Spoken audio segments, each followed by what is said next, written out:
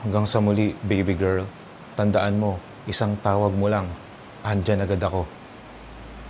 Kat! Baby Ostrich, anong inaantay mo? Bakit tinitingnan mo kami? Direk, inaantay ko po yung cut para palitan po ako ng double ko. Walang cut, di ba nakalagay sa script tuloy-tuloy?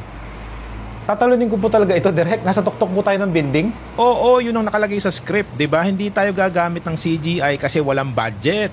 Direk, para saan itong double ko? Ano yan siya papalit sa'yo just in case malasing ka at di ka makasurvive pag talon mo para matapos natin ang pelikula. Direk, kala ko po ako yung artista. Bakit parang ako yung naging double? Bilis na, Brad. Marami pa tayong isushoot na scene. Cause of delay kay. Oo, di ba pag talon mo dyan may barilan pa sa baba. Tapos wala din pong cut yun? Tuloy-tuloy?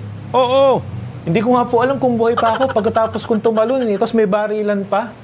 Huwag niyong sabihin na totoo din yung baril na gagamitin.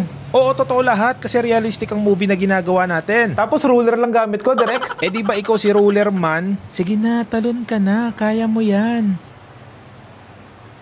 Pwede po ba i-shoot muna natin yung love scene bago ko tumalon?